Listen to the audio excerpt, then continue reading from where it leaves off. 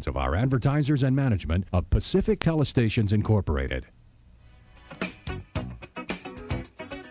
You're watching The Buzz with Jess Lujan. Good evening, Guam. I'm Jess Lujan. Welcome to this edition of The Buzz. Very exciting show tonight. I have Guam's own, Guam's pride, Trae Santos, 17th round draft choice by the San Diego Padres. Good evening, Trae. How you doing? Good to see you. Thank you for having me. Hey, first of all, I want to say condolences, the loss of your brother, and congratulations on your, this is a bittersweet, but congratulations on your being picked as the 17th round San Diego Padre. Yes, sir. Thank you for my brother, and then also for the congratulations. I really appreciate everything. Well, you know, I tell you what, man. I mean, when we first read about your story about Trae Santos, this has got to be tomorrow. It's got to be tomorrow. And we read it. The more I read it, the more goosebumps I got. You know, and I remember that the last time I got goosebumps was when my son got drafted as well by FC Dallas years back. So it's great. I know how your parents feel. You know, it's fantastic. This is great. You know, not only for you and your family, but also the people of Guam. So good job and congratulations on that. But Trae, take us back. Take us on Trae's journey, because this is Guam's journey as well. Well, it all started, you know, when I was a little kid. I started playing when I was, I think, 4 years old. My first coach was Coach Mike Uggan, who has passed, and I pretty much, you know, learned from him a lot. And also, my dad and my brother were really into baseball, so I had that growing up to watch and to learn from. And you know, it's a really fun experience playing in Guam, and I just, you know, I thought that I wanted more, and I did want more, you know, out of the game and education-wise. So we decided to make the move. And actually, you guys, you grew up here in Guam. Your family had to make the sacrifices. Your dad's still employed here in Guam, Guam Fire Department. So the family had to split. Your mom took you back with your brothers and sisters, and took you back to Alabama, right? Yes, sir. And that's where you live, and now, and that's that journey. It was a tough sacrifice, yeah. Yeah, it was very hard, especially like for my mom. You know, I think it was more harder on my mom than it was on me, because my parents are so close, and also for my little brother, because I was, you know, 13 going on 14 at the time, so I wasn't as dependent on my dad. You know, I still missed him a lot, and still would have liked him to be there, but I realized, you know, he was doing this all for not just me, but for my entire family, and for, you know, mainly for my little brother coming up, with him getting all the, like, a lot more opportunities than he would here on Guam. Now, when you moved back to the States, of course you wanted more.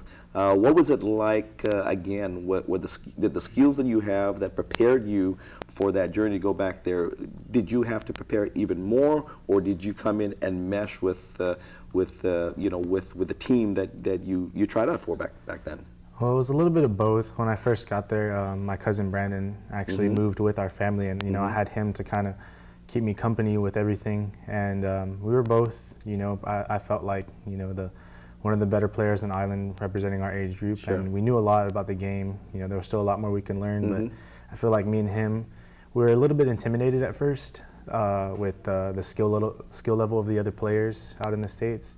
But then, you know, once we got our feet wet, we realized that we were good enough to play with these guys, you know, with what we knew. But then on top of, you know, our type of work ethic and what my dad and my brother had taught, both me and Brandon, we were able to, you know, surpass a lot of them and get a lot of playing time. What was the difference transfer? I mean, of course, there's a world of difference in regards to facilities and things like that. But in regards to the play and the preparation, did you feel that you were up from the skills that you acquired here? Were you up to par again with the skills that was playing on that field and the team that you wanted to play with? Like I said, at first I didn't feel like that way, but then, like, once I played that first game, I realized, you know, I do have what it takes to play with these guys, and all that nervousness and the anxiety went away, and I just played baseball and had fun. Now, playing with the diverse, of course, folks back here, you've had the opportunity to travel as well, I'm sure, to the Orient as well, and play, you know, as you were growing up. Did that help you out in playing with maybe different styles of playing? I mean, in baseball, are there different styles of play? Yeah, there's different ways coaches prefer to run their team, and different, like you said, styles of baseball. Like some play small ball, some are doubles teams. Some teams that really rely on bunting and pitching defense, stuff like that. So it wasn't too much of a change. I had to kind of get used to the system. But like you said, like playing in all these tournaments representing Guam, kind of getting to see other countries. Style of play kind of prepared me a lot for that, and I feel like that really helped. Now, Trae, in preparation, of course, you didn't just one day wake up and all of a sudden someone's knocking on your door. We want to draft you, right? I mean, you had to work for it. You earned every place. You earned the 17th spot on that draft with the San Diego Padres. But take us through this journey here as you were preparing. You didn't just play school ball. You played club ball as well, right? Yes, sir. Yeah. You had to play year-round. Yeah. The only summer I think I didn't play was my junior year because I ended up having elbow surgery. Sure. And I actually ended up playing the last month and a half of it. I just kind of rushed the rehab. I didn't pitch, but I just ended up hitting the rest of the summer for one team. So I'd go from playing 20 games max here in a season in Guam, 12 to 13 in a season, and then plus playoffs or, the island tournament, and then the regionals and the World Series and stuff like that would still be less than 30 games. Sure.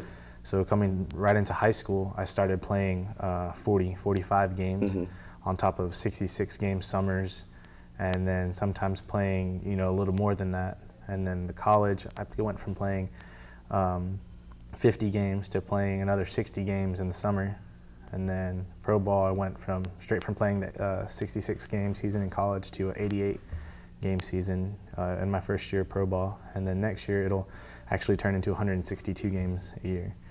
So all that travel ball and stuff like that, and playing back-to-back seasons really prepared me for it. And it was definitely a grind, but I enjoyed every bit of it. No, that was fantastic. And I know a couple guys that I went to school with who played minor league, and that was rough. Being a minor league player is a rough thing. They're always calling home to mom and dad, "Can you send me the moolah?" Because they haven't signed a big contract yet. You get a little bit. It's enough to live off of, but with how kids are, they want the newest thing, so they tend to need a lot more, still need help from their parents.